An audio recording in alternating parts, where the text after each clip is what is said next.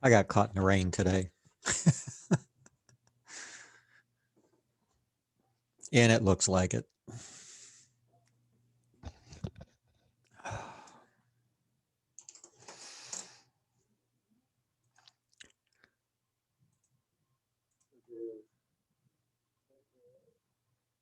Ottoman. All right. Well, everybody missing just one, and we're before 4. So give Chris a minute. I'm sure he's going to be here. Well, I'm not sure, but I think he's going to be here.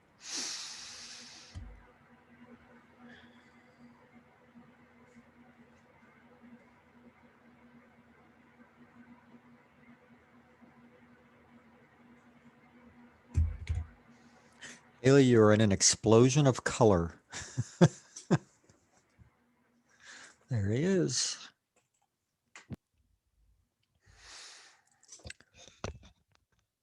All right. The gang's all here. All right. So, did you have fun with panning your camera? It looked like some of you were pretty creative with what you came up with. We're going to take a look at those here in a second. And then a couple of different things after we do that for this week. We're gonna look at 2 different techniques which you can actually do separately, or you can combine them together. One of which might seem a little odd to do this the way we're going to do it in Photoshop, because you can pretty much do it really well with a cell phone now. But there are some advantages to doing it this way, and we'll talk about those. And that's creating panoramas and stitching multiple image panoramas together, which is actually a lot simpler than it sounds. But it does have some distinct advantages. And then we're going to look at another technique which converts, and again, you can find a ton of apps out there to do this, but converting an image to a sketch, it's sort of like converting an image to black and white. There's a lot of easy ways to do it, but they don't all give you a lot of control. So we're going to look at a way that gives you a lot of control as far as how that final image looks. And there's a couple other little things. It's sort of going to be a little hodgepodge of stuff afterwards that we'll get into and take a look at. But first things first, let me share my screen and we'll take a look at your assignments.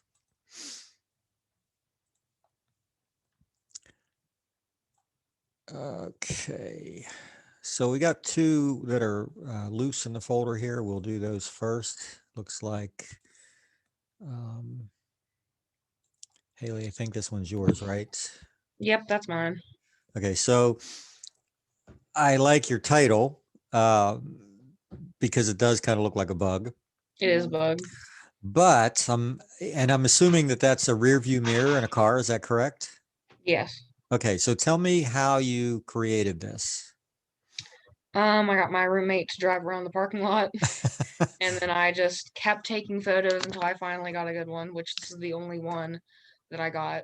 So that was actually good. It looks like she's driving. Looks like she was driving around on ice. A little bit, but no, that's not. So yeah, it's not an easy technique, is it? It's something it takes a lot of trial. It's an easy thing to understand how to do it, but it takes a lot of trial and error to get it right. So was this like after dark? I'm assuming it looks like we've got some light streaks going on. Yeah, it was a little darker. I had tried to do like 2 other things, and then finally I was like, you know what, let's just get in the car. And by the time I said that, it got dark, so.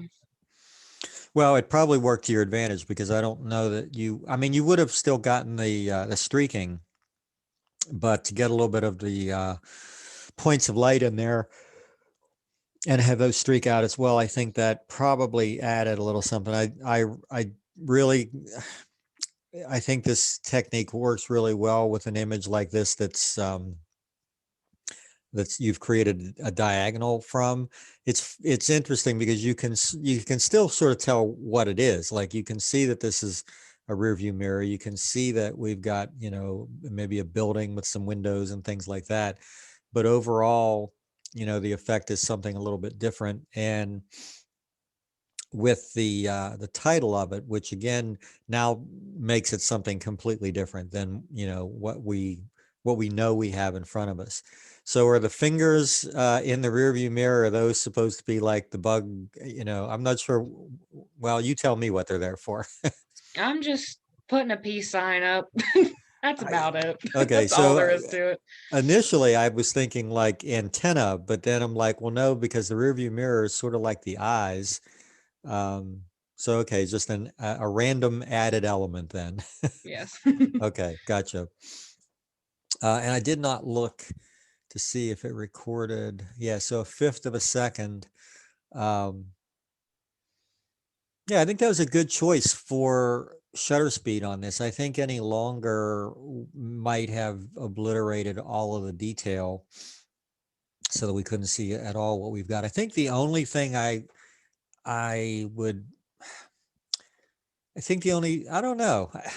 I was going to say the only thing that I would have suggested is to change the point of focus because the mirror and, you know, the edge of the mirror rather, and what's hanging from the mirror are actually very much out of focus, whereas the headrest, it looks like in the reflection in the mirror is in focus. But Yeah, then I can't again, believe that was in focus instead of me. That's the one thing that I was like, really? but I'm not sure. I don't know. I mean, I'd like to have seen it the other way, but I think because of the fact that you were going for more of an abstract and, you know, a bug look, I'm not sure that that would have pulled it off, you know, any better. I don't know. I think I'd like to have seen it, but I don't know that it, you know, if you had done it like that, maybe I wouldn't have liked it as well. I don't know. I think the background is, it's interesting that, yeah, your background is actually, even though it's streaked, is probably more in focus than the edges of the mirror. But I don't know. It doesn't really bother me like a lost point of focus normally does. And I think it is because it's more of an abstract. So um, tell me why. And so it's funny that here you are sitting in all of this color, and yet you created a black and white image. Was that for some reason, or just to get rid of an element? Yeah, at first I was like, I really like the color, and then when I turned it to black and white, I was like, actually, I do like this better just because the streaking is more like, I don't know how to explain it. It's more of an element than it was in the color, I guess. It's more defined. Yeah, I mean, I don't know what the color image looked like, but I'm going to guess that maybe you would have had, especially because of the time of day, you might have had some unusual color because of light sources. Excuse me. So if you'd have had, you know, some, I don't know, mercury vapor lights or something out there that could have created like a yellow green cast, it might not have been all that attractive. So yeah, I mean, I think the black and white was probably a good choice, but not seeing the color, I don't know that for sure. But yeah, if you liked it better in black and white, that's your choice, and I don't think it's bad in black and white. So no problem. Let's move on. Let's look at Chris. So, and I did not look at your metadata either. That's not recorded. Okay.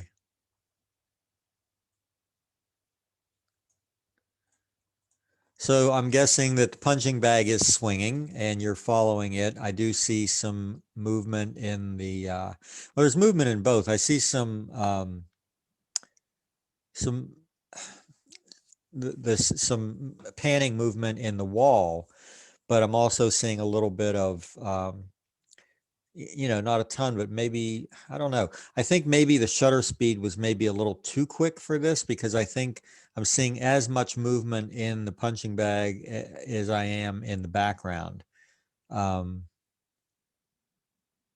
And I'm thinking that I think this would have been really cool actually with a really slow shutter speed to the point where you really couldn't make out what the wall was. I know that would have been tough to do. I do like the color that is repeated, from the bottom, the logo on the bottom of this that's repeated in the, I guess those are wood strips in the wall behind. What is that? It almost looks like insulation and furring strips or something. I'm not sure what that is on that It's wall. my garage. It's like built by the Amish. There's no insulation. It's just like sheet metal and then wood. Oh, okay. So yeah, it's interesting. It does look like insulation, like plastic coated Yeah, insulation in it's like between. plastic. It is plastic. Okay. Yeah, I think, and again, so I think this one was better in color because of the fact that you do have a little bit of match between your foreground and background. I think the only thing that would have made this sing a little bit would have been probably, like I said, a much longer shutter speed and try to freeze that bag while letting the background, streak even more than it did, because I think it's,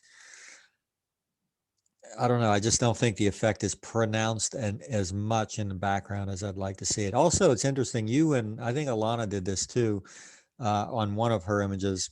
I don't normally see people do panning in a vertical shot, but I think it was a good choice for this one.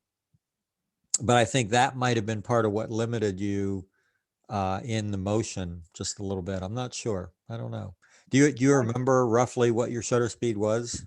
Um, I remember I started it slow, and I was like, oh, I'm just not gonna get this when it's this slow, and I just slowly worked until I could actually get like the logo, like Everlast, kind of like readable.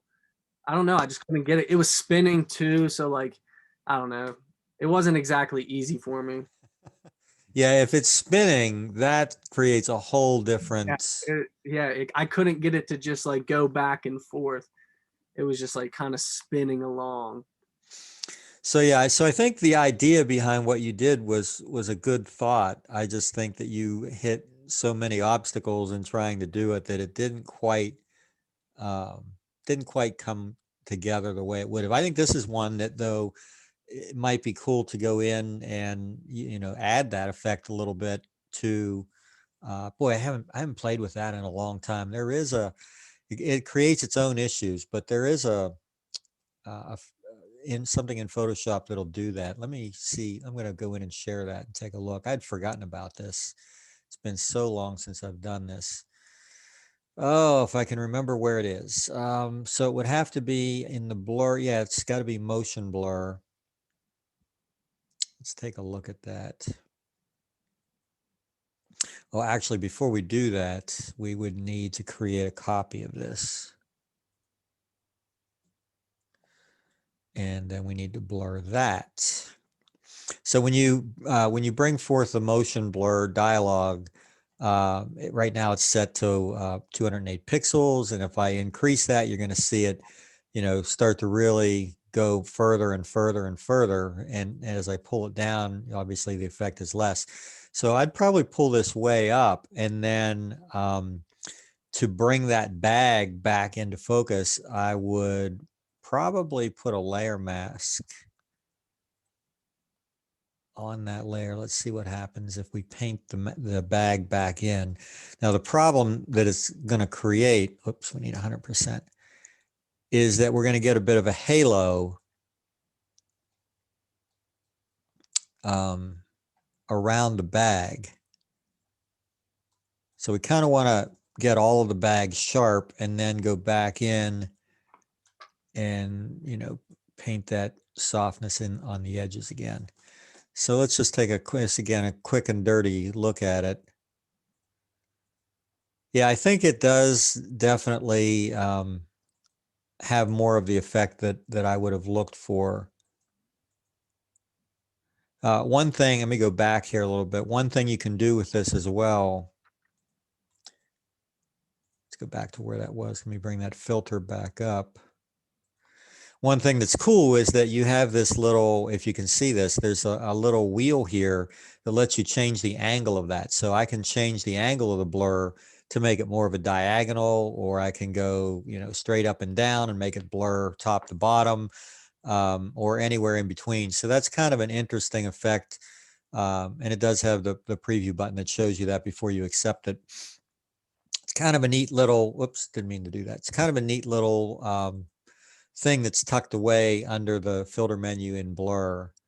Not sure if there's anything else in here. No. Definitely that's the one that would work. Radial blur is another one that's just fun to play with sometimes. You don't have a preview in this one other than this little diagram, but as you increase the amount, you can see in the diagram what it's supposed to do. And then when you hit OK, it takes a few seconds to render, and you can see that it actually blurs in a circular motion. That's maybe a little bit too much. Let's go back and try that again. Pull back on the effect a little bit. Yeah, that's kind of interesting. And then maybe if you masked just like the, you know, maybe the logo and the the top and bottom part of the logo and left the rest of it. That's kind of an interesting one. I like that. Again, it's done after the fact, but so it's not really, you know, I wanted you to actually physically do the camera thing. So what you did was better than this. I just wanted to see if we could create an interesting effect with your image after the fact. And I think we can. I think there's a lot of options here that you could play with. All right, so let me quit that. Get back to Bridge. All right. So yeah, it's these techniques are they're ones that do require a lot of practice to really get them right, but they're fun to play with because you can, you know, quite easily in camera create something that you know, most people aren't used to seeing. So let's move down here to Beth.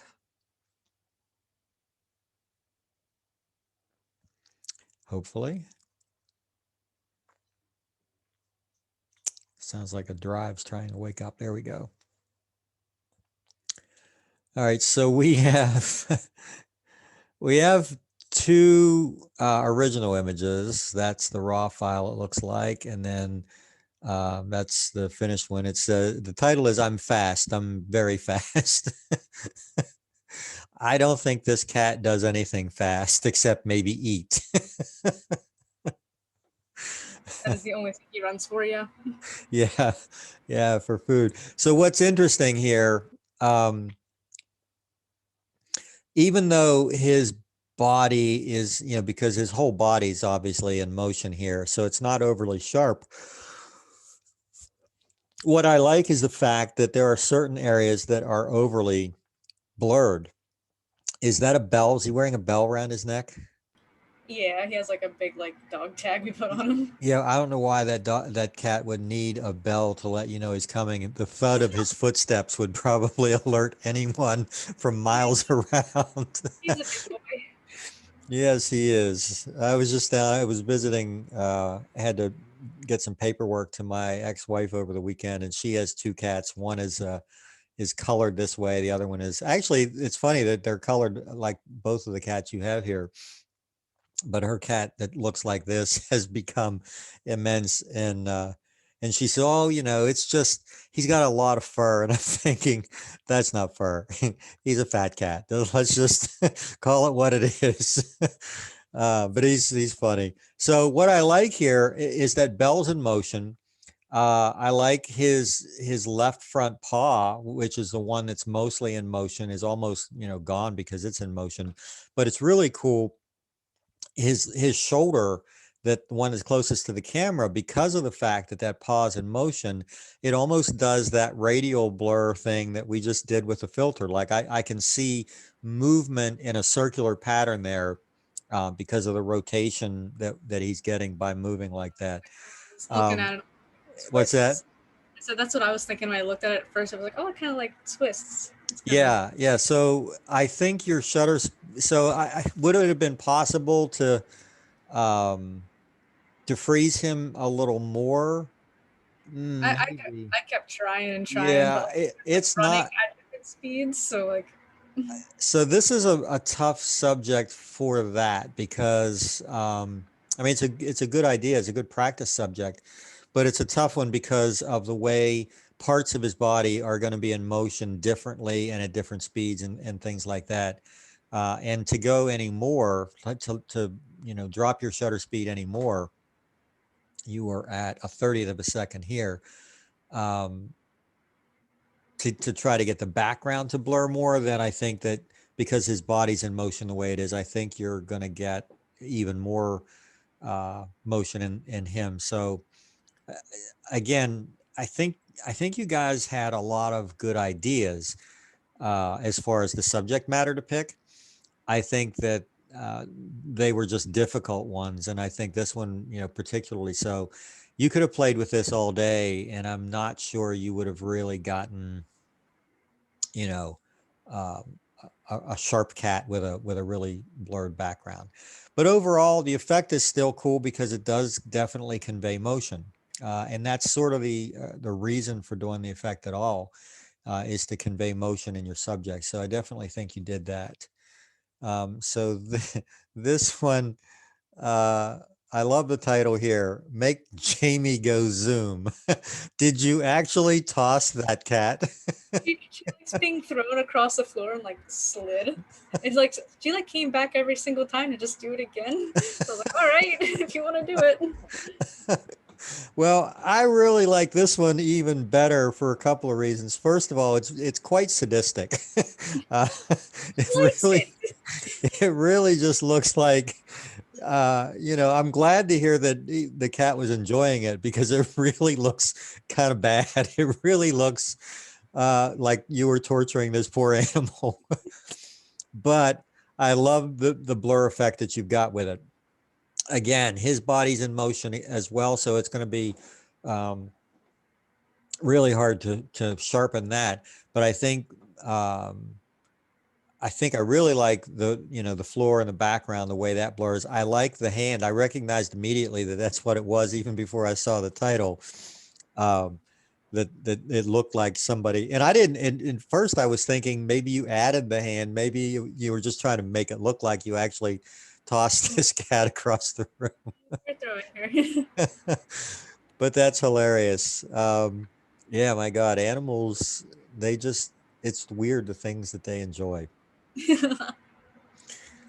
I'm still learning. I'm still trying to figure out what it is that my dog enjoys rather than biting my fingers. He loves to bite everything and has no clue of the difference between a chew toy and my fingers.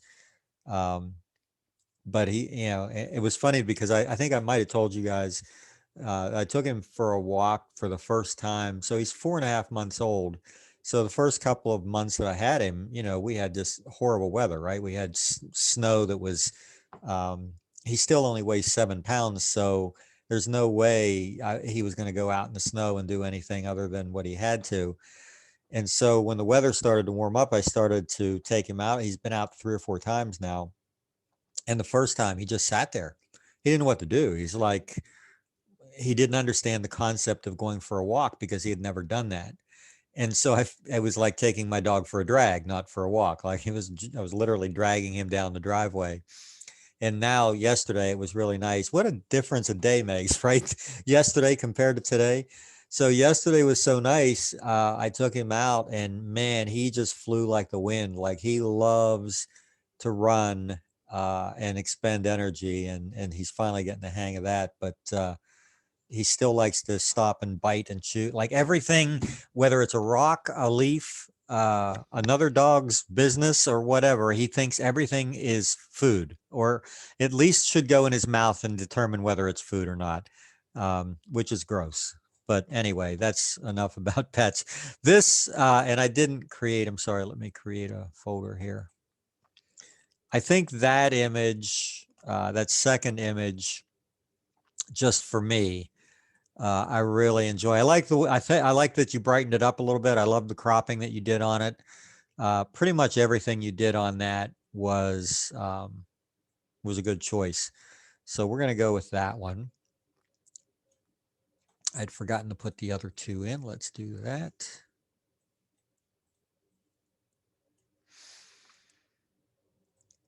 But yeah, some good choices on that. I think if I'm going to look for anything at all to critique, it probably would have been just well, you guys tell me, what is there about this image?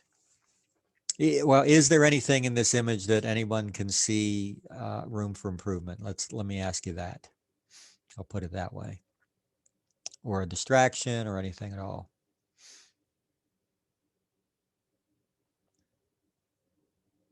Nope, nobody.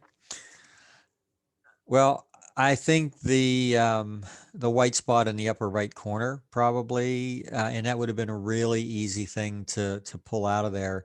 And then on a smaller note, is that am I seeing part of both hands? Is that what I'm seeing? Is like the lower part on the left side? Is that the other hand?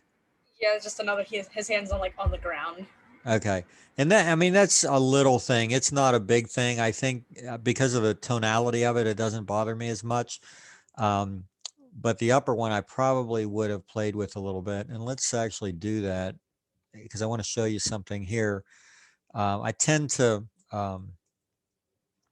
not get into techniques just random. I kind of like waiting until they come up for a reason. And so one of the things if I'm going to clone something out, first of all, I always do it on a separate layer. I don't do it on the background layer. I create a blank layer, and that's what I would do it with. So when you select the stamp tool, and I'm going to get a brush that's big enough that I don't have to spend all day doing this, there are some options that are on. I think they're on by default with this tool. I have them turned off because for the most part they are annoying, and it also tends to slow the brush down a little bit.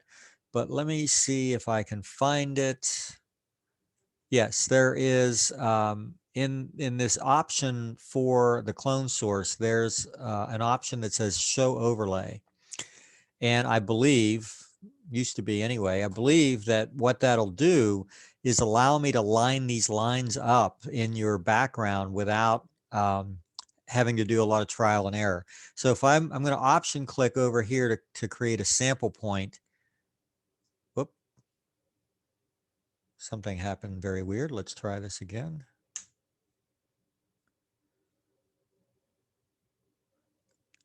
Well, I just love it when they change things and they don't ask me about it because that's not what that's supposed to do. Let me turn that off and see if, I'm pretty sure that is the thing I'm looking for. Let me try it again.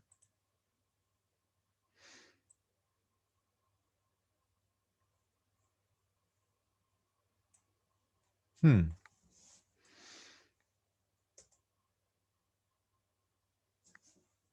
not seeing what I want to see. Normally what it does when you turn that option on, inside the brush, you'll see the area that you're cloning from. So it's really easy to line these lines up and not get them off. Let me try it. It's moving the entire image. That's bizarre. Let's see what happens if we do it not on a background. No, it still does the same thing.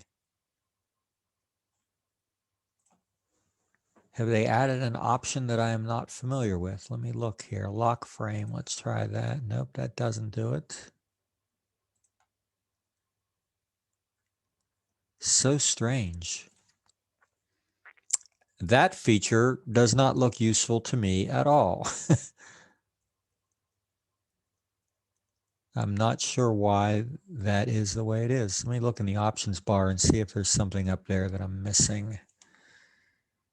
Can't see my entire options bar because of my Zoom thing, but oh well. If I can figure out why that's doing that, I'll let you know, but that is doing some very funky, bizarre things. and I'm not sure why. So whenever they do something like this, they call it a feature, not a bug.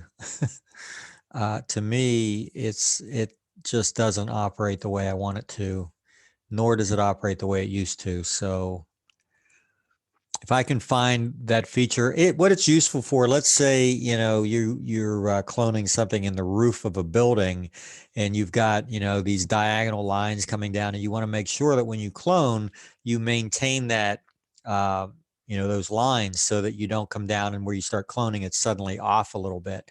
And it worked really well for that. Clearly they've changed something, and I don't know that it's for the better. But I haven't seen a rundown on why they did that or how to get it to do what I used to have it do. So we'll just have to move on, I guess.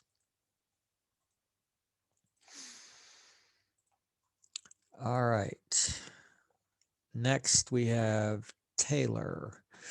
So Taylor, it looks like you did, I'm going to go through all three of these images. It looks like you sort of did what I did last week, right? You attached your subject to something that moved with your camera. Am I right?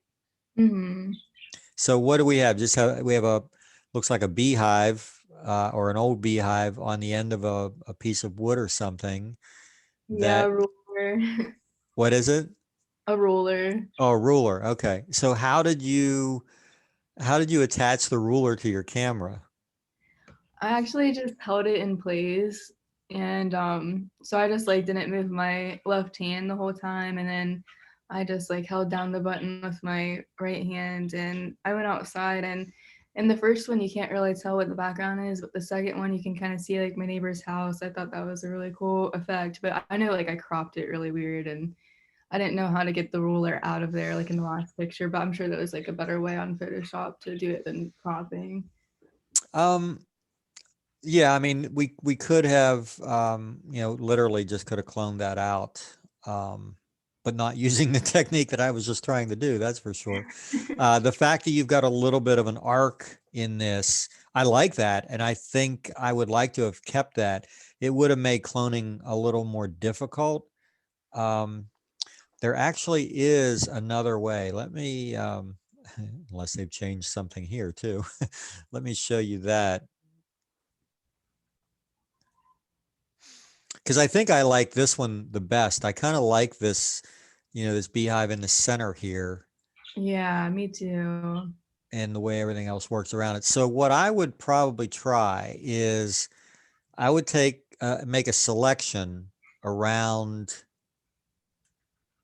this part, and I selected a little too much, but that's okay.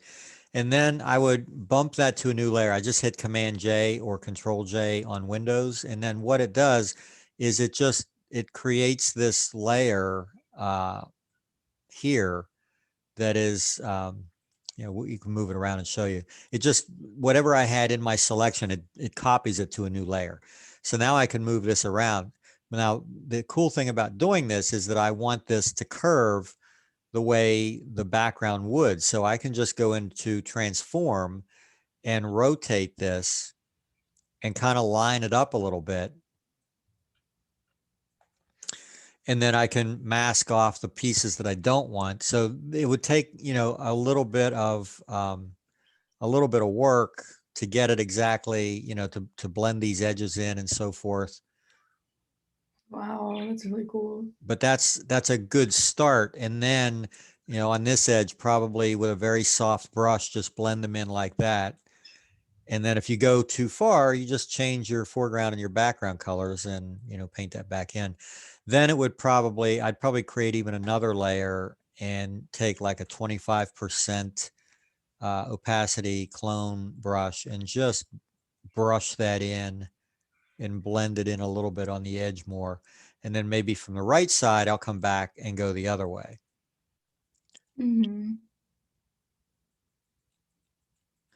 And this again is a tool that I'm sure most of you have used, but it's an easy tool to figure out, but it is a tough tool to master.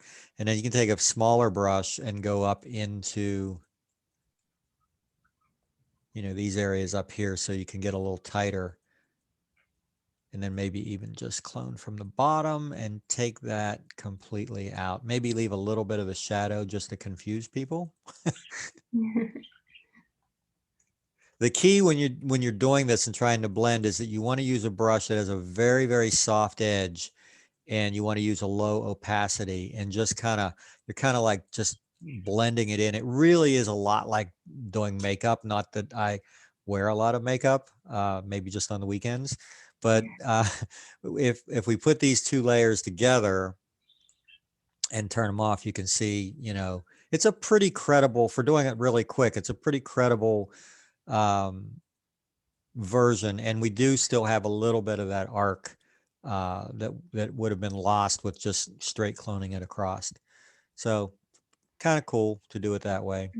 Yeah, and I make resin jewelry, and I'm always trying to find like a good way to take pictures of them. I think this would be really cool if I did it just like floating in the center of a bird background like that. Yeah, absolutely. And like I said, the key to it is if you're going to do this, take a big chunk of something you've already got to give you a good starting point. Transform it any way you need to, and you can do, there's other things you can do with transforming as well. If I go back to that layer and go to free transform, I'm going to right click in there and select warp. And I could actually pull this, up, down, left, right, whatever I want to kind of form that even a little bit more to the arc that I want. Right now I've got this this layer above here, so I'm not seeing everything that I just did, but there's a lot of, when you're in transform, if you right click, you get this little menu that comes up and lets you do all sorts of things. Distort will let you take just a corner and move it around. Perspective is kind of an interesting one. You can kind of make it squeeze down into a like a vanishing point kind of thing. So there's a lot of different controls in here when you go to transform something. But overall, I like that floating in the middle. I think I like that one probably. Maybe even with the ruler. Let me go back and look here.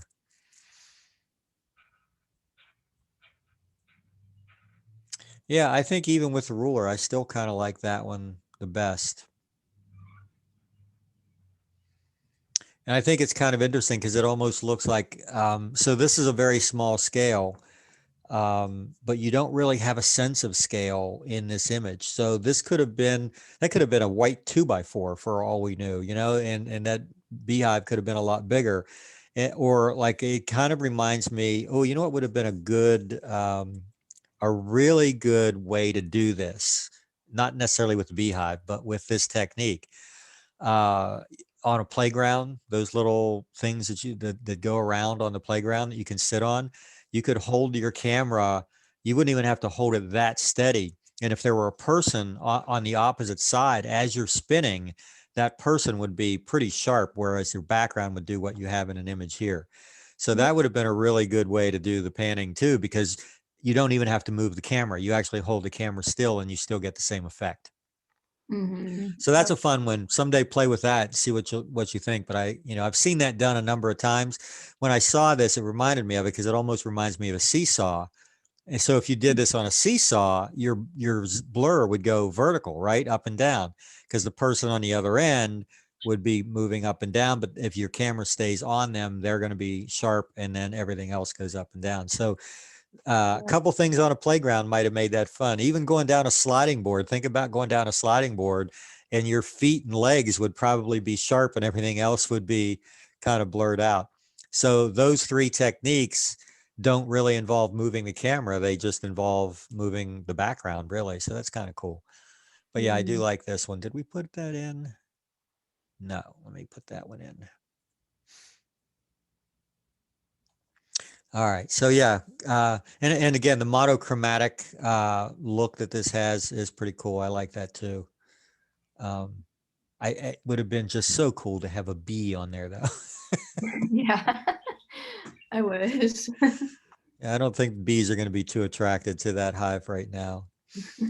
All right, let's see what Jaden did. Oh yeah, this one was pretty cool. I did like this. I think there's a little more at play here than what I'm seeing. I think I know what you did here, but I'm going to let you tell me. The butterfly was on a stick, so I did what Taylor did and held it and turned with my camera. Well, that's awesome. I mean, first of all, wow, the color in this is just phenomenal. What is the background? It's actually a tractor. Oh, really? I love Yeah. that. I love the fact that, because I've always said to people, um, and I remember when I learned this many, many years ago, that I don't care if you have a garbage dumpster for a background, there's a way to make it attractive. So what you did here was take a very mundane subject, or your very mundane background rather, and make it something really cool. I remember many, many years ago, it's because it's more about lighting than it is about backgrounds usually. Being on a golf course, unfortunately not playing golf, we were photographing a wedding. And every time I would point out what I thought was a great background, the person I was shooting with would be like, yeah, that's nice. We're going to work over here instead. And after about 4 times of doing that, I was like, why don't you use these backgrounds that I'm pointing out? And he said, because the lighting isn't good there. The lighting is not as good in that spot as it is over here. And by using selective focus or any technique, I mean, you're not going to do a bride like this. You're not going to, you're not going to tie a bride to a stick and make her swing around. But, it is a technique you can use for other subjects. It's about finding good lighting and then adjusting your background, however you want. And in that case, it was just about using a very wide aperture and blurring it out. So we just got tones and shapes and things. But this, I mean, the primary colors that you've got here, first of all, just make this image sing. Then the fact that you did it on a bit of a diagonal, and it's, that diagonal is leading away from the flight path of the butterfly. I mean, this whole thing, this was, I can't, there's nothing you could have done any better with this. This is just really, really well done overall. This is one of my favorites for sure. Yeah, I can't even critique it. I can't even say, well, I see a little bit of this, a little bit of that. Is the butterfly tack sharp, like tack sharp? No. But again, in a technique like this, it's not always going to be that way. So it is so much sharper than the background that it doesn't bother me. But great color image. Man, if you had done this in black and white, it would have been terrible. So color was great. Let's put that in there, and let's see what Alana did this week. So first of all, I do love your title on this. Don't text and drive. So first of all, finding somebody, because I'm sure you didn't tell somebody to drive down the road and have their No. face lit up by a cell phone. No. But what a great piece of luck or whatever it was to have Yeah. somebody driving like this, because that's what that phone does. It creates a light source to light their face up, and their face is in such a dark area that it automatically, jumps out. So again, do we have a tack sharp vehicle? No, but we have a pretty sharp driver. And so I'm happy with that. I love the spinning on the wheels. Definitely love the streaking and the lights in the background and all of that. The only thing in this image that I don't like is something that would have been completely beyond your control, and that's the other cars. Yeah. And so I'm not going to knock it for that. You do have other variations of this, obviously. I think that first one was probably, this one's pretty good too. But I think that one, for some reason, really jumps out at me a little more. I like the color in this one. And then we have the vertical version of that, where the back end of this car is pretty sharp. But the background's got a little bit of a diagonal on it, which matches the diagonal in the road, the center line in the road, which is kind of cool. And then same car, tail light bright, it says. Yeah, those are all okay. boy, I don't know. As I go back and forth between these, I start to like this one even more. I think why I like this one is you can see the phone in his hand. I think that's probably what it is. This one's really good as well, but I think I like seeing that phone, even though we've got some other cars that are a bit of a distraction. Not Yeah. bad, not a bad thing. And again, good job on the title. Or even better, maybe a better title would have been The Last Thing He Ever Saw. A little commentary on texting and driving. It just still blows my mind. And we all say this, right? We all say, we see somebody doing this and we're like, oh my God, look, that guy's texting and driving. Mhm. And then we still do it ourselves, right? Like we all think that we're better at it than anybody else. Like everybody else doing it is an idiot, but I can do it because I'm really good at it, right? That's what everybody thinks. But the truth is, be honest, is there anybody here who has not done this and at some point looked up and been like, oh my God, you almost wrecked, right? Like you think you're aware of what you're seeing and suddenly something gets in your field of view that you didn't know was there. And it still doesn't scare you enough to stop doing it. I know I'm as big an idiot. Well, I try not to be, but I have little things that I do to minimize it as much as possible. But the best thing to do is just to not do it at all. And I hope I can get there someday. All right. So yeah, good job on those. Where was this, by the way? Where did you shoot these? This is on 4th Street in Steubenville, Oh, downtown. okay. Yeah, I know that spot really well. I go very near there every single day. All right. Now, Eva. So let me just run through these images first. There are 4 of them, I think.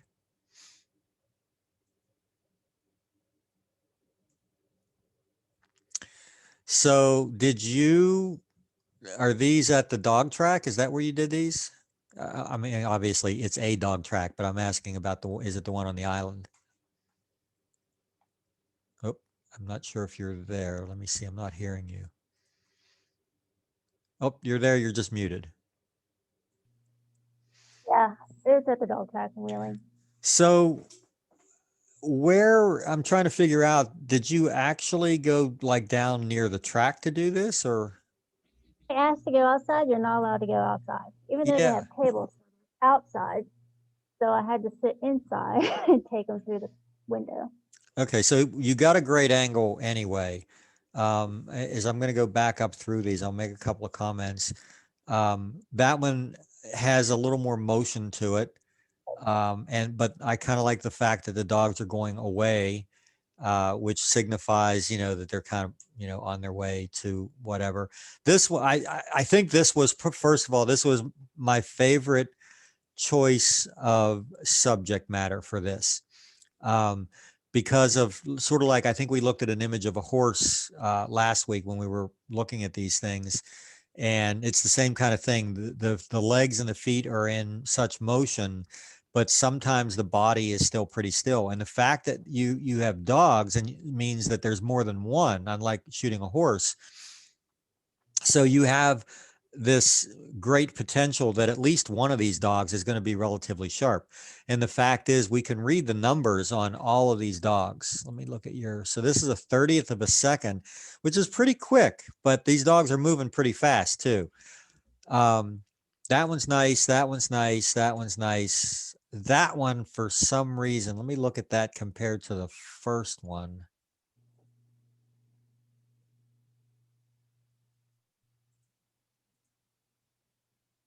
Wow, I don't know. I like that one too. All right, I think I like the second one better than the first. Let's look at the second one and the fourth. Wow, I'm really torn here. This is a great pan. This one, first of all, again, I love the cropping that you did on this, removing everything that wasn't applicable to the image. And I could have said to you, well, maybe you could have cropped that dog off on the left, but I actually like that. I like, even though we don't see the whole dog, I love seeing the distance between him and the pack. I love the fact that he's just coming into the frame and you kind of, you're kind of wondering, is he going to catch up, and so forth. I like both of those really well. Do you have a favorite between the two? I like the one with all the dogs. The one on top? Yeah, I was a tough choice. But I'm going to tell you, I think as far as what I wanted to see, this was definitely it. This was probably your best submission. This was your best week so far this semester. I love these images. I just think I especially love number 8 dog here. He's got those feet in that perfect position. I can't remember the guy's name now. Maybe one of you know it. Oh wow, I can't believe I can't remember it.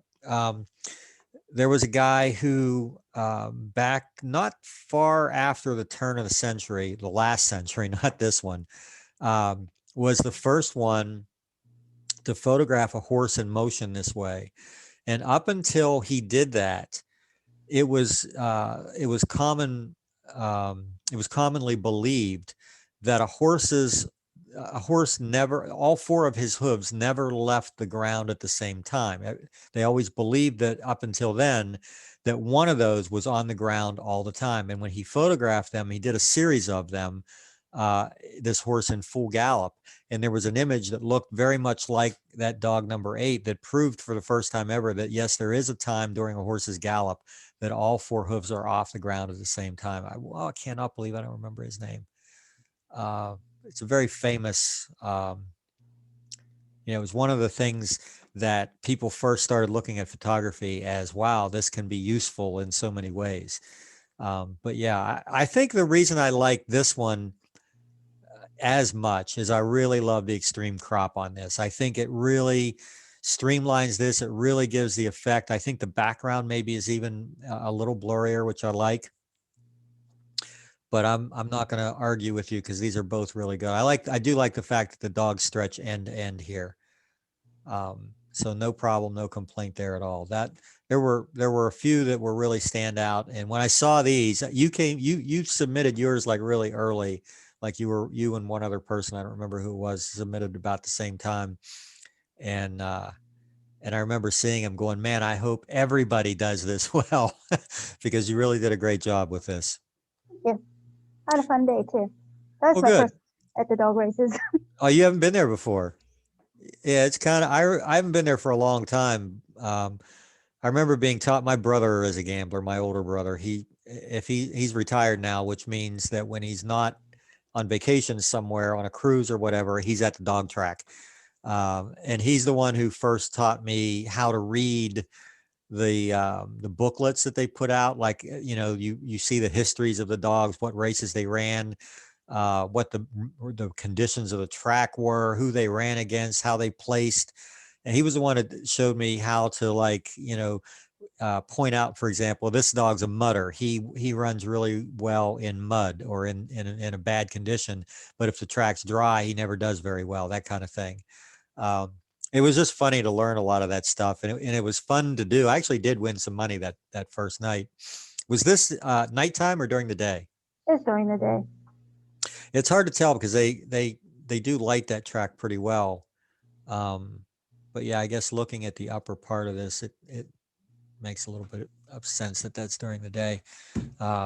Lighting on the dogs would be hard to tell because of the way they light the track, but yeah, pretty cool. All right, so let's look at all 7 of these, and let me get all 7 of you on screen here, and we'll take a little vote and see who wins. So who votes for Don't Text and Drive? Okay, how about the butterfly effect? And I love the title there, by the way, as well. Okay, how about A Bug's Life? Happy St. Patrick's Day, the dogs. Make Jamie go Zoom. I'm sorry, I think that title is just hilarious. the Everlast bag, and the beehive. All right, so as close as it was, dogs are definitely our winner. However, butterfly effect, that is just such an awesome image that I'm throwing a point its way as well. I really could do a couple more, but I think as much as I love a couple things about some of the other images, I think these two stand out so much to me that I'm just gonna make sure they get rewarded more than anybody. So Eva gets one here. And Jaden, you were you had the butterfly effect, right? Okay. So nobody's shut out. Everybody's got at least 1 point. And nobody's really running away with the field. You're all really tight here, which is good. It means you're all doing pretty well. Good job on the execution of the technique. I think a couple of these were, I think even if the execution wasn't perfect, I think the thought process was really good. So good job on that.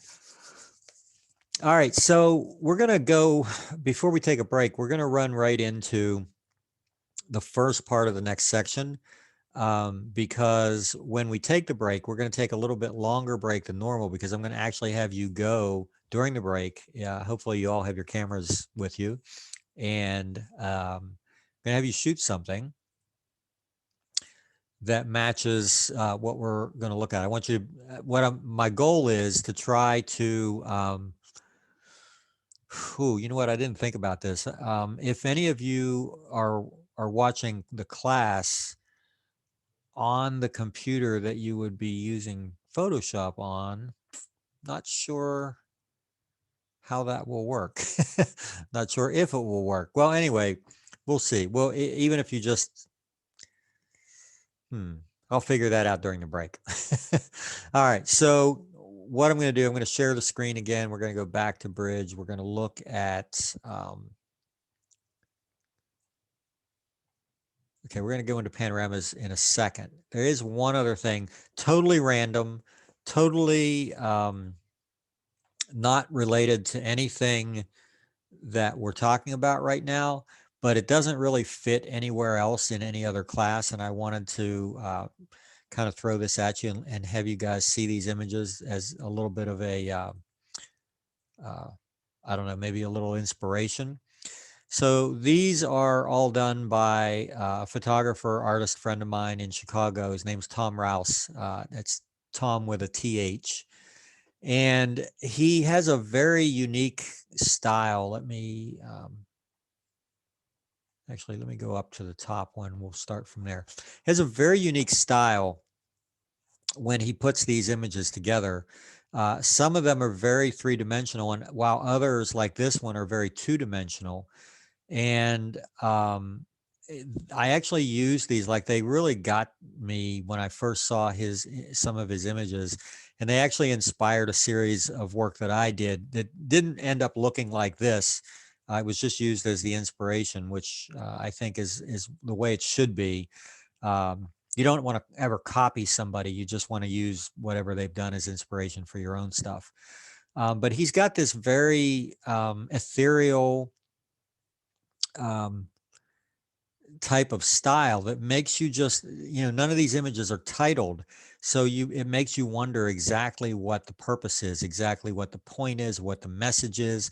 But I think that they're so open to interpretation that you could really, you can really make your own mind up about what they mean. He doesn't know either, to be honest with you. He just sits down and starts playing with them and stops when he likes what he's got. He has no preconceived ideas in mind. He doesn't necessarily even remember what he did in Photoshop. These are not like techniques that he uses over and over again. He just knows a lot of stuff, and he throws things at the canvas until he comes up with what he wants. So anyway, I just wanted you to see some of these images. I think they're really, really some of the most creative things I've ever seen. The little figure down on the right there that's sort of attached to the train of her dress. The fact that she almost seems to be floating above the ground. there's one thing, I mean, take away his logo, which is on some of these images. There's one thing about a lot of these images that really stands out. This is one of the ones that you really notice it on. Does anybody pick up on something about this image that makes it, what's the word I'm looking for? Makes it visually interesting. Let's put it that way. And maybe if you see a few more of the images, you'll pick up on it. So this one's kind of a patchwork effect. I think that was actually the cover of his book. Trying to get to the next one. No, we went down 2. There we go. I love the semi-transparent aspect of this, where you can sort of see through her and see the path behind her. Love the effect on all the trees and so forth. It's just a really cool, a lot of these images, a lot of the people rather, are either shot in his studio, or I've actually seen him do this in hotel rooms, because he's going to extract the background anyway and replace the background. So he'll just set up lighting, in a hotel room, because he's only worried about the person and not the background. This one is a really cool one. This is one of my favorites. A friend of mine actually used this one as inspiration for something that she did that was phenomenal as well. But I love the face that is, in these little, I don't even know how to describe it. It's like lines that are attached to this tree, almost like little balloons or something that are blowing in the wind. It's just all sorts of stuff going on in here. And I don't even understand I don't think he does either, whether I don't know, does anybody recognize these symbols? Are they hieroglyphic? Are they, I don't know. I'm not sure what they are. They look like runes, but honestly, some of the characters just kind of look random. And that could very well be. It wouldn't surprise me at all for him to create a lot of just random characters like this. But yeah, you're right. A rune kind of, yeah. I mean, it's a little bit of, maybe he took the inspiration from a number of different things. I don't know. Just really, really cool effect. I like that a lot.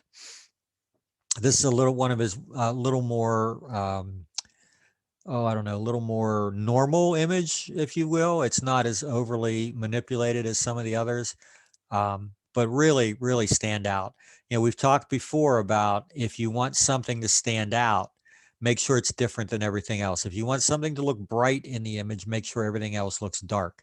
So notice how her skin tone is the brightest thing in the image against a very dark background and dark clothing and all of that. So you can't help but see her skin. And even though her foot is showing, notice that the foot is not as bright as her face and chest and arms and all of that.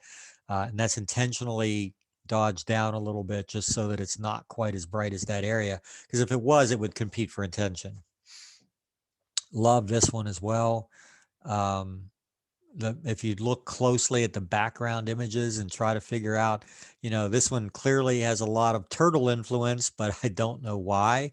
And I don't think he knows why. He probably just found these images of turtles, or had images of turtles, and thought they would be cool. But just, interesting mind. I think he has a very, very interesting mind in how these are put together.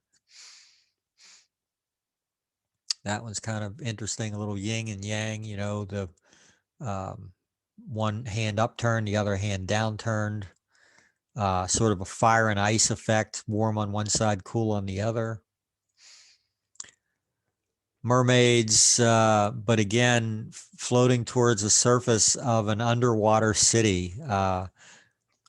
Who does that, right? It's just kind of a weird combination of things that I think is done really well. I apologize that some of these are a little on the small side. That one's a really cool. So this is, remember the step and repeat exercise we did, I think, in the very first week? This is an example of that. He does it in a slightly different way. He does it using a Fibonacci sequence. I think the ratio number is like 1.51 or something, 1.31. I'm not sure. I can't remember. But he takes this a single element and repeats it over and over again, not only in the background, but even in, you see it in the patterns in her skin and so forth. Again, very small image, but yeah, there's nothing I can do to increase that, I'm afraid, unless I opened it in Photoshop. Another step and repeat for the background and for the model's skin. Similar to another image that we saw before, but just, you know, beautiful pose for one thing on this girl. And the way her face and arms and everything step away from the rest of this image. I just think that's great. This one's really cool. This is a very abstract, taken from photograph of two figures. Just love what he did with the color here. Everything about this, I have no idea what it means, but it's really cool. That one's really interesting as well. A lot of background elements. Again, this shell and this spiral. He's real big on the Fibonacci sequence of spirals and increasing and decreasing size and so forth. A lot of that happens in this image. Yeah, that one's wild. That's, I think even without the little horizontal plates that are intersecting this model's body, I think that's interesting even on its own, but that adds a whole different level to what's happening here. I mean, that's just, I would never have thought to do that. Just really cool. And I love the lighting on her too. Very, almost like an underwater image, although it's lit from both above and below, I think. So more than likely, yeah. Can anybody figure out how that was shot? And I don't mean how it was put together in Photoshop or anything, but how was the model originally photographed? Any idea?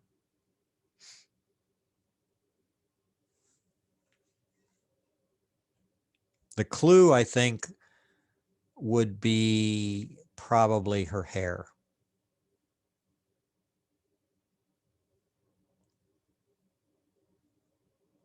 Underwater. Would have been one way to do it, but I don't think it was. I think the lighting would have been almost impossible to achieve underwater. So I think he used, how about this? If you look at it this way, now does it make sense? That her midsection is on a stool or something, and she's just suspended, and her hair and arms are falling down, and so she's lit from above and below. That's 90% guarantee that's how he did that one. This one's so cool. Again, what does it mean? I don't know. This puppeteer with all these lip balloons, but just the composition on it and the color is just intense and incredible. Another one that's really, really cool. Love the effect on the body, making it look like a marionette almost. But again, notice that spiral in the background.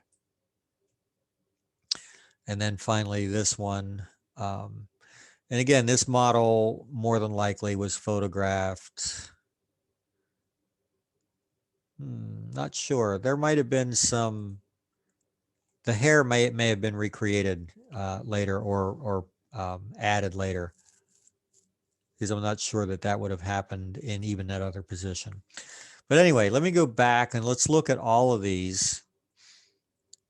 And I asked you earlier if you could pick out a sort of a theme in most, if not all of these images that make them interesting visually.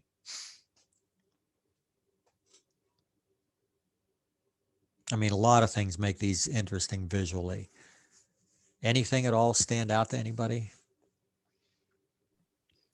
I think just repeating patterns. That's definitely a big one. That's one that he definitely uses over and over again, is repeating patterns. But I was thinking more along the lines of color, where we have, each one has this color palette that's, well, most of them anyway, that are very monochromatic. This one, that one, this one, or in this case, two colors, that one. In fact, you could really pull most of these, but if you look at just these, there's basically a subdued color palette that is almost monochromatic, which is, you know, as colorful as they are, it's kind of interesting. So it's just one of the things I think that makes his work interesting. Anyway, they don't really mean much right now. We're not going to try to duplicate any of these effects or anything. I just wanted to kind of expose you guys to these, and there really wasn't a great place to do that. There's no class coming up where these kind of fit. So I just thought, you know, maybe we'd have a couple of minutes and take a quick look at them. If you go to, I don't know if it's on his logo or not. Yeah, if you go to tomrouse.com, and again, it's THOMROUSE.com, you'll see way more. He's got so much stuff on there. You could spend an entire day just looking at these images going, what the heck? Like, you know, they're really interesting, and they're hard to figure out what's going on, but they're so cool. Very, very, he gets a lot of accolades for these, and well-deserved. He also makes a lot of money off of these things. He sells these at galleries, art shows and things. All right, so let's look at some panoramas. And I think actually, I'm going to go right to the originals. Oh, these are, okay, they'll still work. So you can do this with a RAW file. You can do it with an exported JPEG, whatever. These are, if you look at these images, starting with this upper left, they're just a series of 10 images that are shot by moving the camera a little more to the right each time. So they're done in a vertical format. That's the one thing I want you to be very, very aware of. When creating a panorama, your first thought might be, well, the camera should be in horizontal mode. The problem with that is you're going to end up with a very long, very thin image. However, if you rotate the camera vertically, now you're getting the full resolution this way, and you're still going to have a long, slimline type of image, but you're going to get more resolution top to bottom than you normally would. If you look at each image, and we'll make these larger so you can do that, and I'll just run down through them, you'll see that each one overlaps by at least a third. So this little rock formation on the right-hand side here, about halfway up, you'll see that again there in almost the same position on the left side. And then the rock formation that's on the right side is now in the center. So every time I move the camera, we're just getting the same image. You know, we're moving it over, but we're making sure that it overlaps by a fair amount each time, because it won't work otherwise. Go back to all of these. You need to have that overlaps because Photoshop is actually going to line these images up for you. I didn't shoot these on a tripod. I didn't use any kind of special equipment. This is just a handheld camera with a wide angle lens going boop, boop, boop, boop, boop, boop, boop, you know, and just turning as I did that. So they don't match perfectly top to bottom. The more they match, the more vertical resolution you're going to have in an image, but they don't have to be perfect by any means. So, you know, I kind of hold the camera close and try to do it in a straight line across. But if you're off a little bit, it doesn't matter at all. So these are the raw files. They have been adjusted so that they all match a little bit, because sometimes exposure can change as you move across. Your camera might make some a little lighter, a little darker than others. So they've been adjusted for that. I'm just going to do a select all. So you just kind of watch the process of how this works. And then when we take the break, I'm going to have you try to shoot something like this and then hopefully throw it together, because I want you to really understand the process of how this works, even if you're not going to do anything earth shattering today, obviously, as far as subject matter, probably. All right. So I'm going to do a select all, selecting all my images. I'm going to go to the tools menu, come down to Photoshop, and select photo merge. What it'll do, and you're not going to see it because it's going to take me into Photoshop, and we're not sharing Photoshop. So let's share Photoshop. All right, so it brings this dialog up. And because I had all of the images selected, they all show up in this list right in the center. And I have a lot of different options here, but I'll be honest with you, auto almost always works perfectly. There's almost never a reason or a need to go beyond that. The only thing that they've added to this fairly recently is this, well, there's a couple of options here. You do want to blend images together, obviously, that's on by default. Sometimes it can create a little bit of a vignette, meaning that it goes a little dark towards the edges. You can check this to remove that. Geometric distortion correction, I generally don't mess with that unless there's a need to. And content aware fill transparent areas, I'm going to leave that off for right now. And I'll do this twice so you can see what that does on the second one. And then literally all I have to do is hit OK and sit back and wait. It does it all. Now you're probably not seeing, let me try to share what's happening so you can see that. So it's opening all of the images and it's creating a new document where each of these original images is on a separate layer. And then what it does is actually lines them up so that the overlaps, you know, it picks those parts that overlap and puts them together into a single image. I don't know if we just stopped here for some reason. Let me stop sharing that and see what's going on. Normally I see a progress bar or something happening, and I'm not.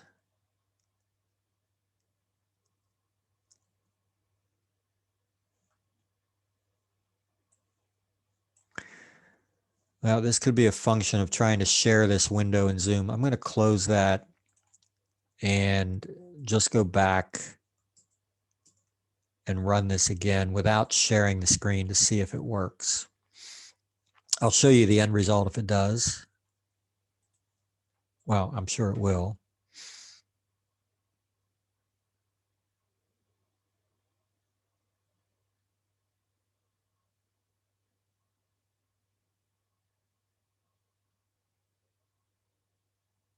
Yeah, so I'm seeing it in Photoshop, you're not, and it is adding a new layer for each of those images. Again, we'll look at the final version once it's done. There's just something weird about trying to share this while it's doing this that it didn't like.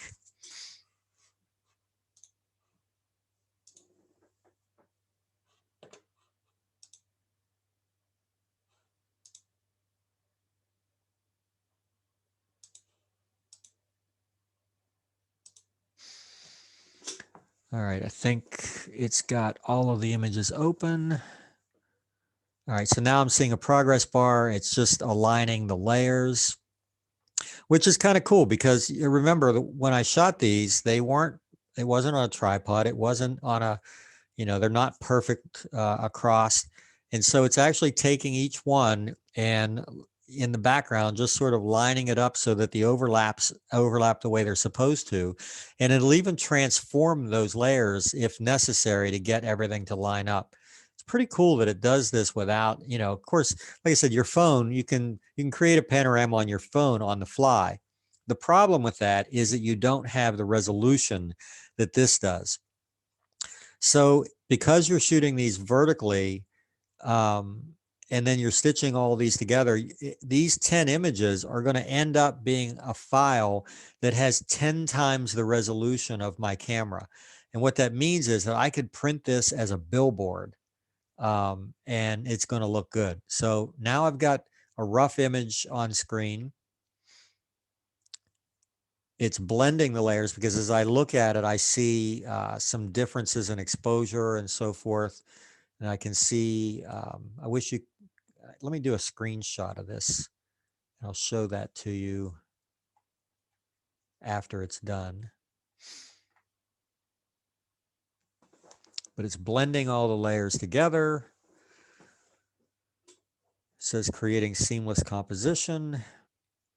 So the more, yeah, wow. So the more complex the image is, the longer it takes. But let me show you what it came up with. Actually, first, before we do that, I want to open that screenshot.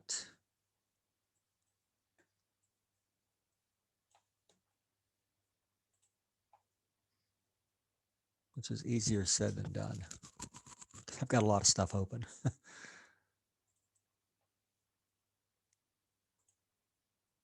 All right.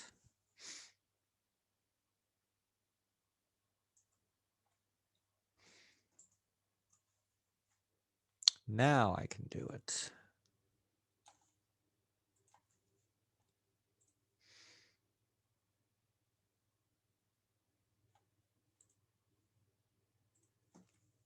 Okay, so this is the screenshot that I took as it was blending the layers. And can you see how you can actually see differences from each exposure from left to right? Like look at the sky area back here in the middle, how one almost looks like it's black and white right above the rocks. And you can see these definite lines of demarcation from one image to the other. Now, look at what it did when it finished blending them all. Oops, hang on. Let's try that again. There. So now you can see that you don't see those lines anymore. The exposure looks accurate all the way across the board. Let me zoom this out if I can.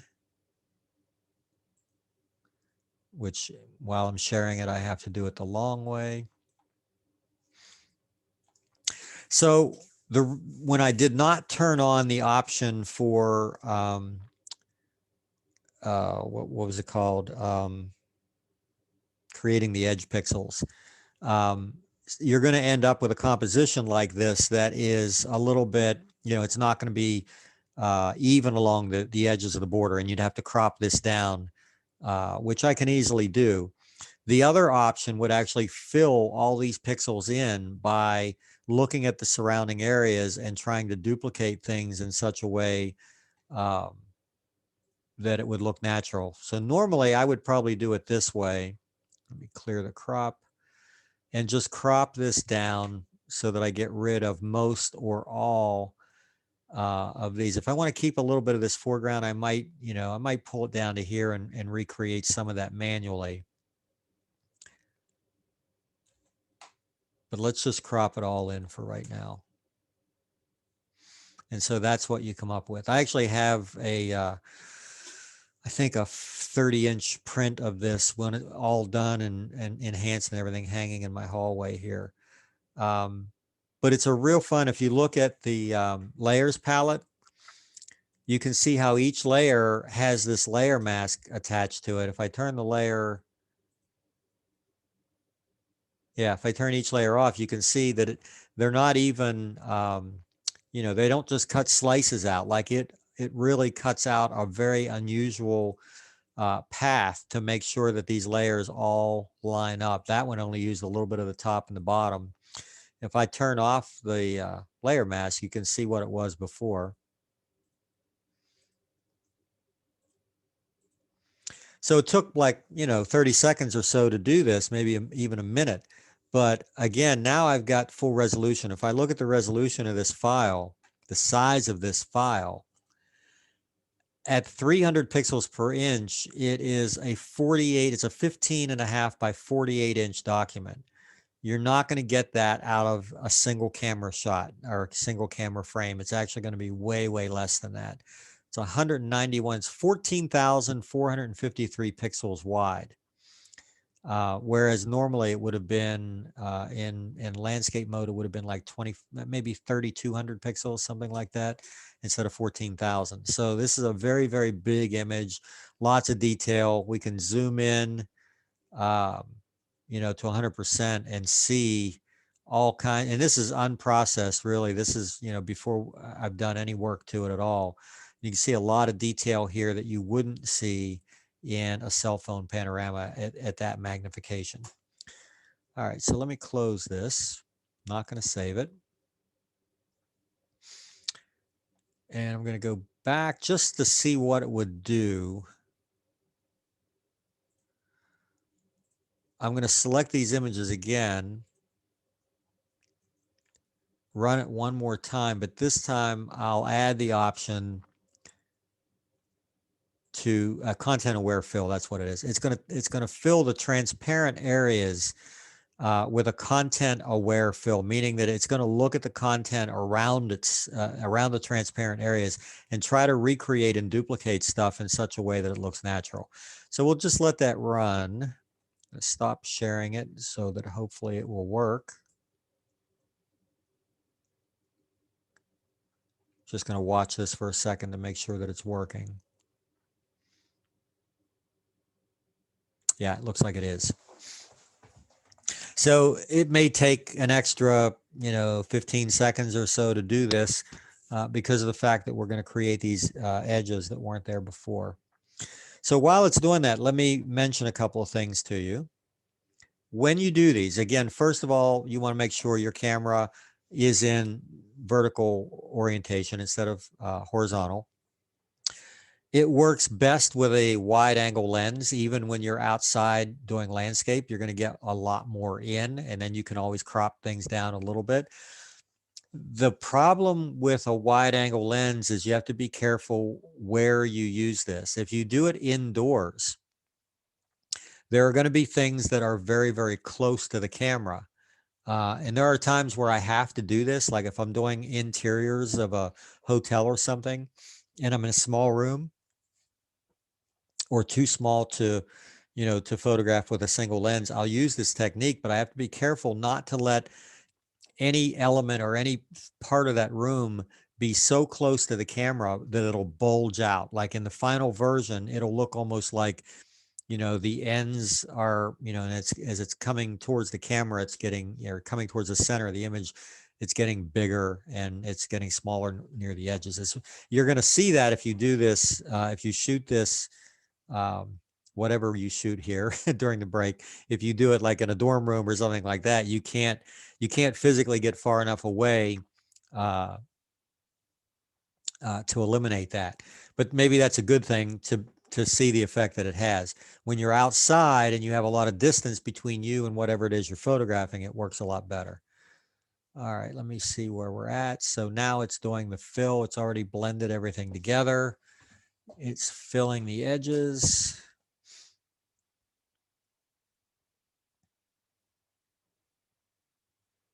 It's about halfway there.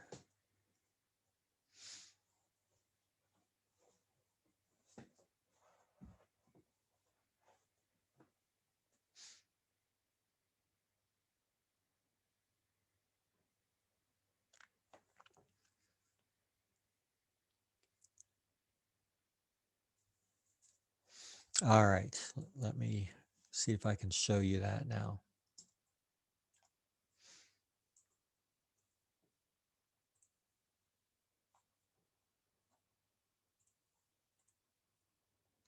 So this is what it did. Let me move you over here. So you can see the selection that's on the screen. Those are the areas that were not there before. And you can see what it's done is it's filled that in and it's made a pretty good looking, completely rectangular image. Let me turn the selection off so you can see. Without me doing, now I can see what it's done. For example, if I look down here in the right-hand corner, I can see that this area, this dark area right here, has been duplicated down below. There's a couple of things like that that have been done. But at first glance, when you look at it, it really looks pretty good. Like there's not really, even in the left-hand side, the way these cracks in the rocks run down sort of on a diagonal, it has kept that. It hasn't broken those lines. So it's a pretty credible job. And if there's anything I don't like if I, on the bottom right, if I don't want to see that, I can go in and clone that out. So if I turn that layer off, you can see that's what we had without the effect. And that's what we had with it turned on. So it does a pretty good job. All right, let me close. Whoops, no, we don't want to end the meeting. Not yet. Close this window. Okay, so it's almost 5:30. Let's take a half hour here And what I'd like you to do, if you have your camera available, is go do, and I did 10 images. You don't have to do, the number of images is going to be determined by the space that you're in, whether you're going to go outside and do something on this really crappy, ugly day, or try to do something inside in a room. You would probably need fewer images to do that. And again, it depends on the angle of your lens, so forth. But try to shoot in an area where you're gonna sweep across an entire room or vista, whatever's in front of you, with as many images as are necessary. Remember to overlap them by at least a third, and then maybe it would be best if you tried to do this before we come back, because like I said, trying to work in Photoshop and have a Zoom meeting at the same time might be a little problematic. So let me just quickly show you the technique again. You're just going to open all of the images, or target them rather, in Adobe Bridge, have them all selected. Let me go into Bridge for a second. So you'll just select all the images, go to the Tools menu, Photoshop, and Photo Merge. That's where you'll find the command. And then when that dialog comes up, just leave it set to the auto, which is, I'll bring that up. Don't know if you'll see it, but leave it set to the auto, which is the default setting. You can either turn on the content aware thing if you want or not. It's up to you. And just let it do its thing. And then we'll see what everybody comes up with when we come back. So let's come back at 6 o'clock. If we're not quite finished, we'll figure out where everybody is and we'll go from there. Sound good? Let me stop this. All right. So it's not as good as doing it during class, but doing it all together, but at least it's an attempt. We'll see how it goes.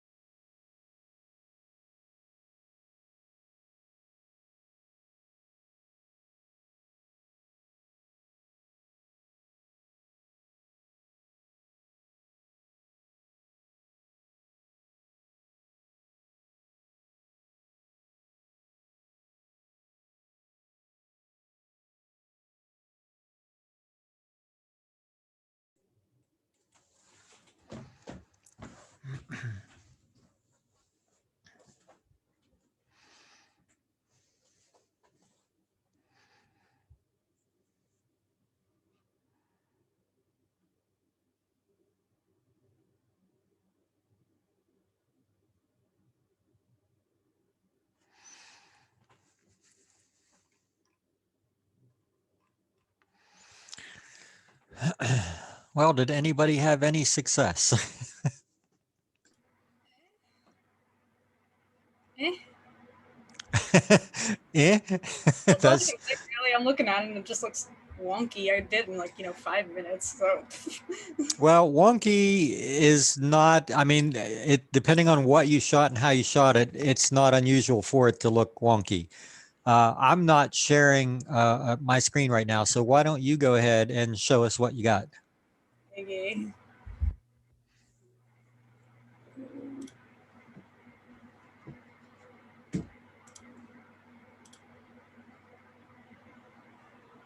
There she is.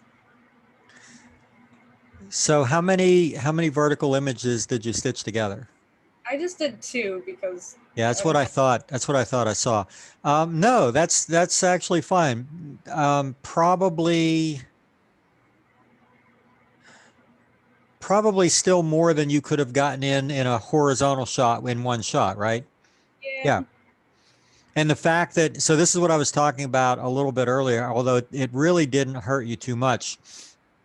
When you have something that's relatively close to the camera, it's going to appear a little more bloated than anything else in the image. But it's because you only did the 2 shots, it's not that pronounced. There's a little bit of stretching near the edges on the left and right in the background, but nothing really overly, like I said, nobody was going to shoot an earth-shattering image in 30 minutes and put it together. I just wanted to, I wanted you guys to walk through this process so that you understood how to do it, because it's going to be the assignment or part of the assignment for next week. And I just wanted to make sure that there weren't any major questions as far as how to do it. But yeah, I mean, even though you only did 2 images, I can see from your layers palette that it looks about right. So yeah, it's just going to be more of the same with more images. That's all. All right, let's go back. There we go. Did anybody else have any success at all? No success? No joy? No?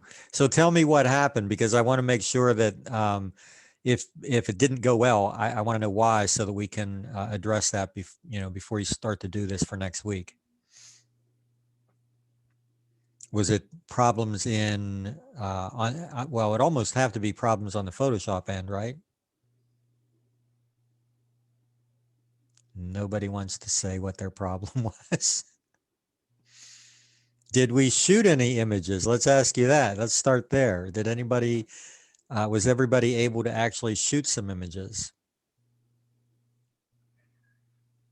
This is kind of like a dumb question, but I like have all my images here together. How do I like select them? Are you looking at them in Bridge? I just have them in my imports. I don't know like where to go from there. Okay, so what I did, the way I did it was using Adobe Bridge. If you have Photoshop, you also have Bridge. If you don't have Photoshop, then you don't have Bridge. Okay, I have Photoshop, so I'll try to find Bridge. Okay, yeah, Bridge is just, it's a separate application, but it comes with Photoshop. And that's where and I think there might be a way, actually, let me take a quick look and see if you can just open the images. I think there is. If you just open the images in Photoshop, let me do this real quickly just to see, it'll save you a step.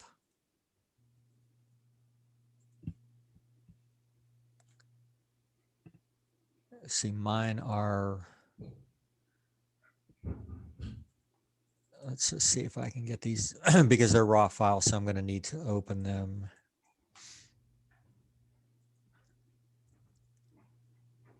Take me just a second longer.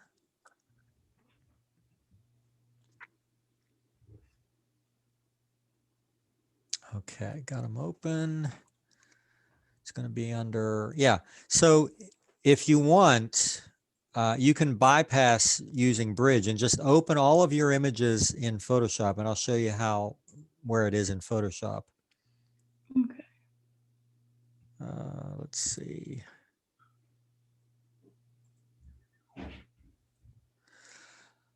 Okay, are you guys seeing the images here? Yeah.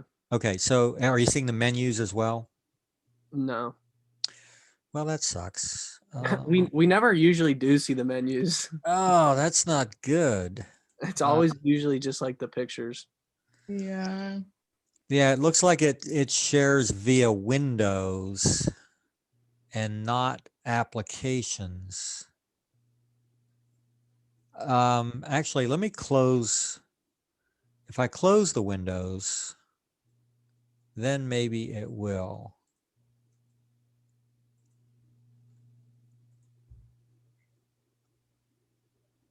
No, it's just not an option. Darn it.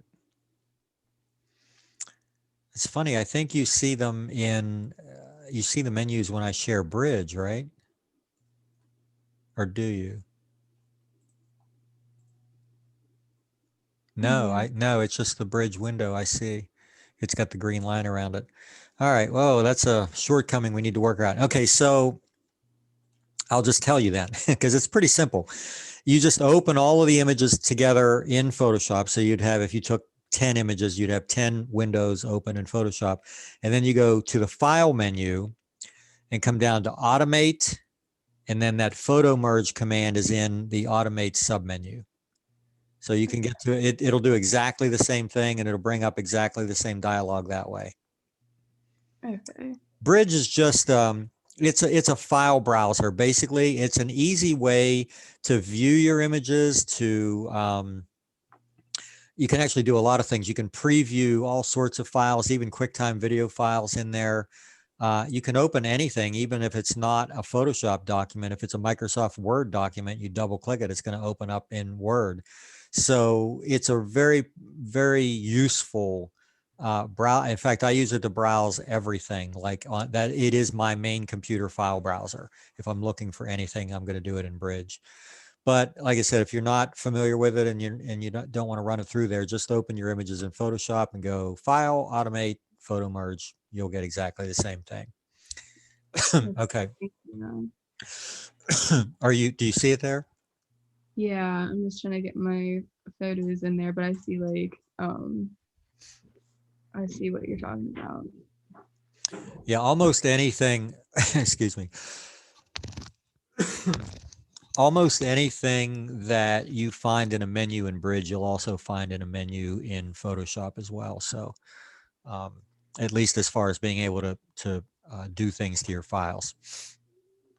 So there is one more, there's one more thing I want to show you. And I have this as a QuickTime file, and I'm a little concerned. I'm not sure about the audio. I think I need to switch the audio for you to hear it.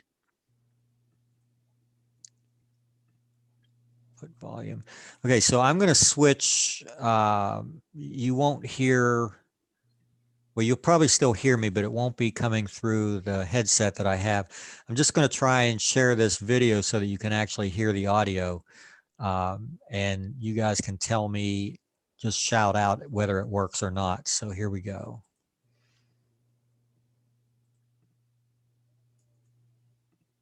Whoop, hang on.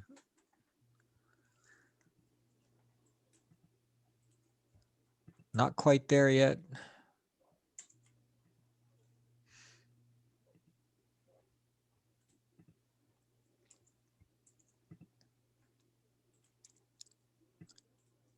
All right, here we go. First of all, can you still hear me? Okay, so I'm going to start playing this video. If you do not hear the audio, just raise your hand or something.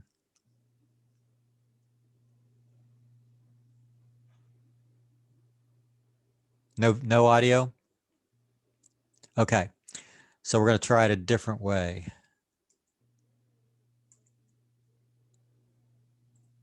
I'm pretty sure like before you share your screen, there's like a little like check mark box that has like an option that says share computer audio with it. Let's see if that works. Ah, it does say share sound. Let's see. Okay, let's see if that works. So you should see the, well, what is this? To share your computer audio, please install the Zoom audio device. uh, hmm.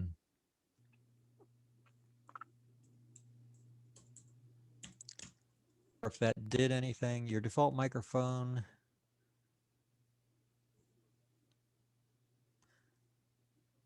Let me try this. January. I think you may have seen this image already.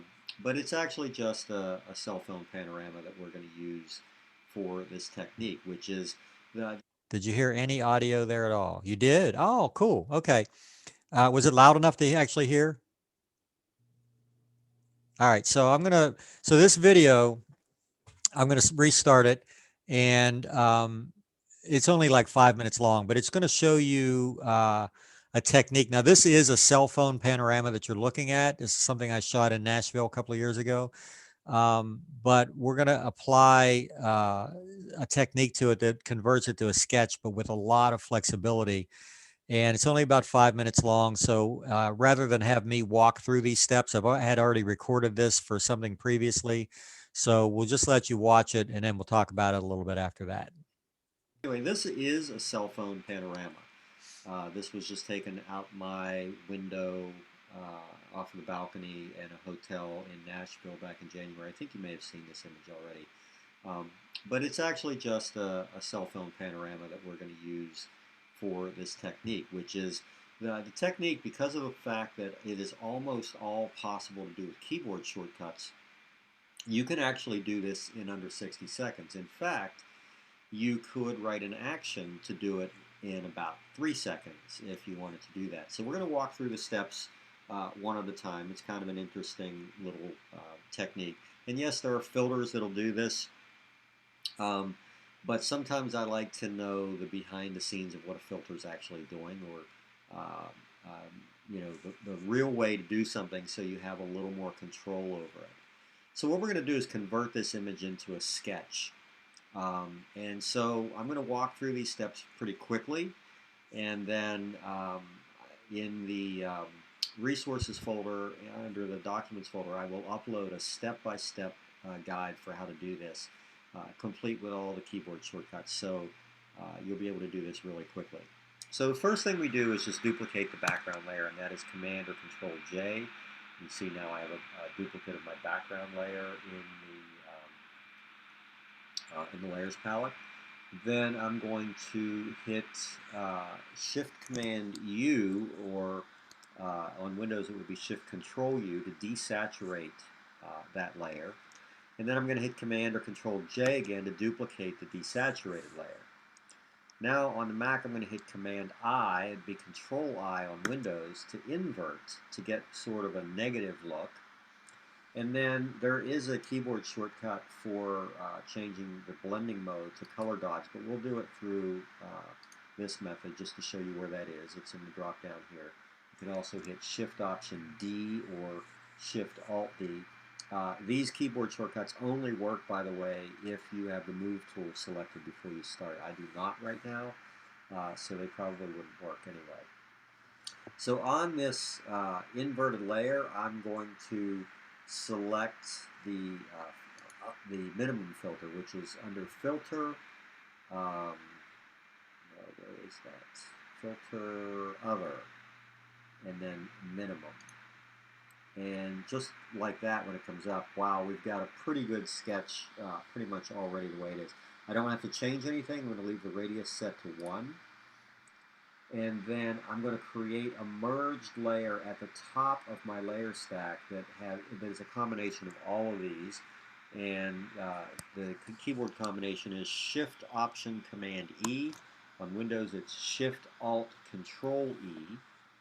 And that gives us a merged, I believe it did. Let me go back and see if it did. Yes, it did. Okay. Merge layer at the top. And then we're going to change the blending mode of that layer to multiply, just to give it a little bit more depth, a little bit more density than what it had before.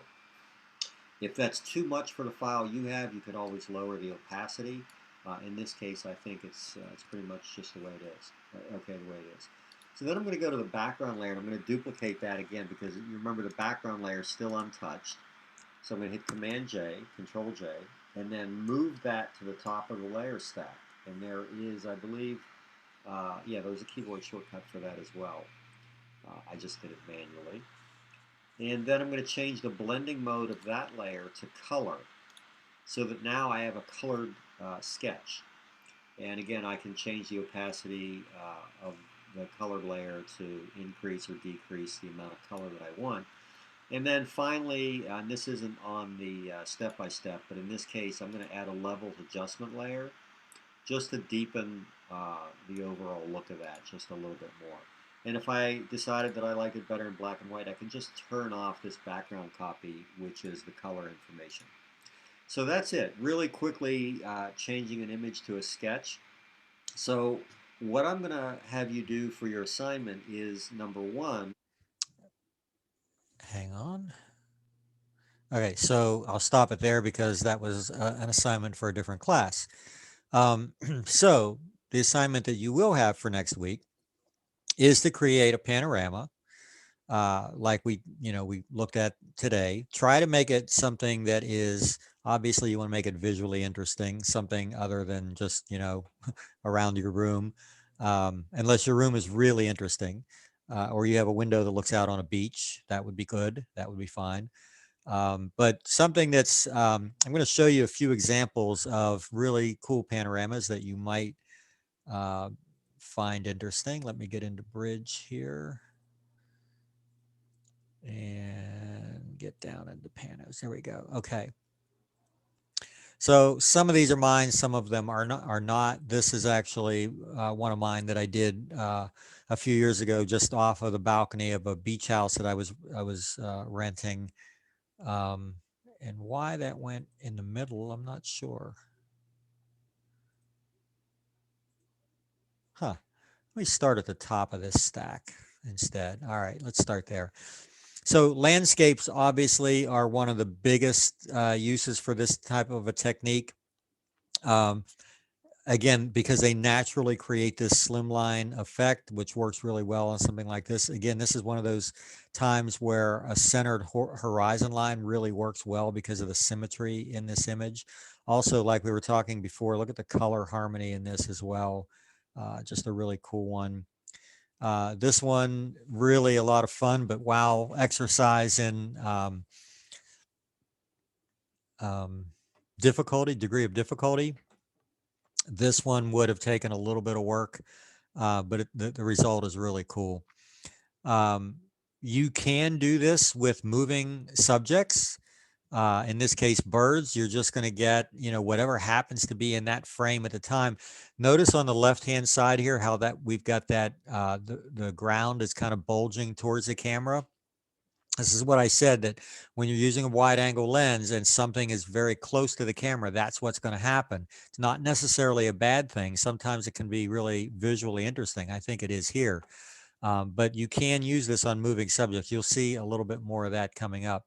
Here again is that that bulge, because with a wide angle lens, they were probably only a few feet from that bench. So it's going to have that effect of, really kind of bending towards the camera. Great image there. Some beach stuff. Again, you could maybe get some of this with a regular lens and just cropping the image down, but you get much higher resolution with a panorama. So again, landscapes work really well for this type of thing. Again, you can tell with the curvature of this one, it's clearly a multi-image panorama. I don't know where this is, but boy, I'd like to be there. It's really cool. That's an interesting one. Not sure you're going to see many sunflowers right now, but keep it in mind for something else that you might find along those lines. So anyway, this one was just off of the balcony at sunset. And I noticed when I got home after this vacation that they were running a photo contest. So I entered this and won like $200 towards my next vacation. So anytime you're on vacation, if you're renting property, generally they have something like that running all the time. Monte Carlo, this one's kind of cool. Again, a little bit of bulge towards the camera, but love the color in this, perfect time of day. Here's one that was kind of fun. This one's obviously, created in a slightly different way. than what we did, but it has the same overall effect. Those were the originals. And then this one in Paris, probably most unique shot I've ever seen of the Eiffel Tower. I've never seen it from that angle with the city behind. That's kind of cool. Now this one's fun because remember, because you're doing multiple images going left to right, you can have the same person in the image multiple times. All they would do would be after you do the first shot, they would move to another position before you photograph that area. So this is the same kid 3 times. Looks like a sports field. This one you already saw. That's the finished version of the panorama that we worked on earlier. I didn't like the sky in it. I thought the clouds were a little blown out, so we did a replacement on the sky. Actually did 2 different versions, and I think this is the one that I actually ended up with. So anyway, for next week, I want you to create a panorama of something that you find interesting.